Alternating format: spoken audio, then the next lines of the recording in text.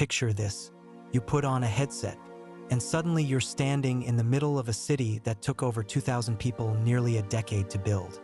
You can hear the ocean behind you. Police siren screams past. Someone across the street is arguing with a street vendor. And when you turn your head, you see all of it. Every building, every alley, every single detail. Now picture the same city, but this time you're sitting on your couch. A massive screen in front of you, controller in your hand, cold drink on the table. Same game, completely different experience.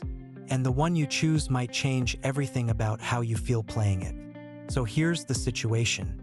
The most anticipated open-world game in history is coming later this year.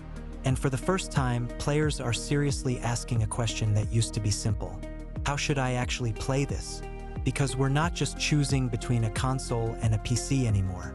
We're choosing between three completely different realities. A virtual reality headset that puts you inside the world. A big screen TV that turns your living room into a cinema. Or a gaming monitor that gives you the sharpest, fastest image money can buy. Each one changes the experience in ways most people don't even think about. And by the end of this video, you'll know exactly which one is right for you. But first, let's talk about whether VR is even on the table. Because the answer might surprise you. Let's get this out of the way. As of right now, in April 2026, there is no official VR mode for this game. None. Zero. It has not been announced. It has not been confirmed. And anyone telling you otherwise is guessing. But, and this is a big but, there are some very interesting breadcrumbs. A VR version of an older title in the same franchise was being developed for a major headset platform. It was real. It had a studio working on it. And then suddenly it was put on hold. Indefinitely. No explanation. Now, why would a company cancel a VR project that was already in development? One theory that keeps coming up in the community is that they didn't cancel it. They redirected those resources towards something bigger. Then there's this. The same company actively went after modders who created unofficial VR versions of their previous games. They're the only major studio that did this. Every other developer either ignored VR mods or quietly appreciated them. But this company, they shut them down. Why would you shut down free VR mods? Unless you're planning to sell your own VR experience. A voice actor even leaked that he was working on an unannounced VR project for this studio. And the CEO of the parent company said the upcoming game would include things the public can't even imagine. Now, does any of this confirm VR? No, absolutely not. But it means the door isn't closed. And if it does happen, here's what the experience could look like. Imagine putting on a headset and being there. Not watching a screen. Being there. The buildings around you aren't flat images on a display. They have depth. They have scale. You look up and the skyscrapers actually tower above you the way real buildings do. You look down and you can see your character's hands on the steering wheel. People who've played open-world games in VR describe it the same way every single time. They say it's the difference between watching a car race on TV and sitting in the driver's seat. Your brain knows it's not real, but your body reacts like it is. Now here's where it gets complicated. VR in an open-world game comes with serious problems. The biggest one, motion sickness. When your character moves but your body doesn't, your brain gets confused. And in a game where you're constantly driving cars, running from the law, and switching between first and third person, that confusion can hit hard. The headsets themselves are heavy. After about an hour, most people start feeling the weight on their face. The resolution, while impressive, still can't match what a good TV or monitor delivers. And the performance hit is massive. VR has to render the entire scene twice, once for each eye. That means lower frame rates, lower detail, or both. But here's the thing nobody talks about. For certain moments, VR would be absolutely unmatched.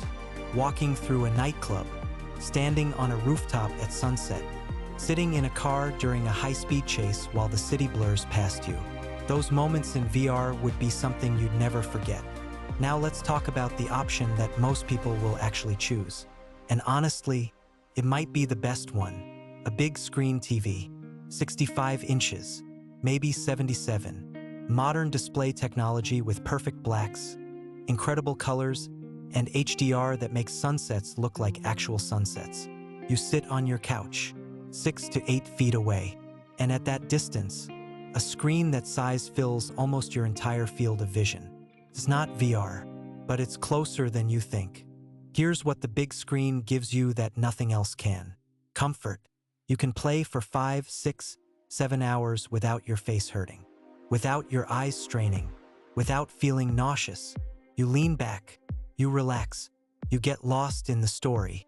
And for an open-world game that's supposed to have one of the most detailed narratives ever created, with 2 main characters and a story that spans years, comfort matters a lot.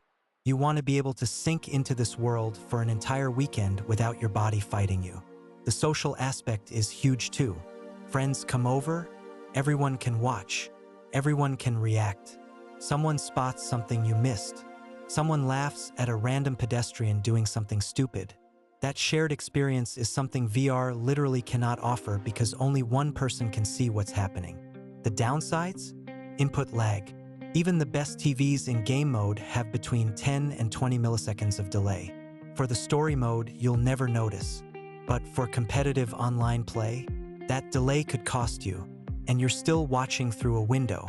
A big, beautiful, cinematic window, but a window nonetheless.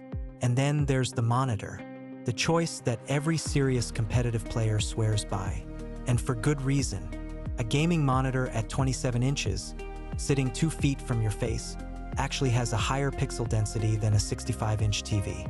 Every detail is sharper, every texture is crisper, and the response time, 1 to 5 milliseconds, compared to the TV's 10 to 20, compared to VR's 20 to 40. When you're in an online lobby and someone is shooting at you, those milliseconds matter. When you're racing and need to hit a turn at exactly the right moment, those milliseconds matter. Monitors also give you refresh rates that TVs can only dream of. 144 Hz, 240, some even hit 360. The game looks smoother, the animations look more fluid. Everything just feels more responsive. But here's the trade-off. It's a small screen. For a game that's supposed to have one of the most breathtaking open worlds ever created, playing it on a 27-inch display feels like reading a novel on your phone. You can do it. The words are all there, but you're missing something. The desk setup is also less comfortable for marathon sessions. You're sitting upright. Your back starts hurting after a few hours. There's no leaning back and getting lost in the world. It's focused, it's precise, but it's not cinematic. So which one wins? Here's what I think most people don't realize. The answer isn't one. It's all of them, at different times, for different reasons. The story mode, the missions, the exploration, the moments where you just want to drive down the coast and watch the sun set over the ocean. Big screen TV, every single time. Nothing else comes close for that experience. The online competitive modes, the races, the heists where split-second reactions determine if you escape or get caught.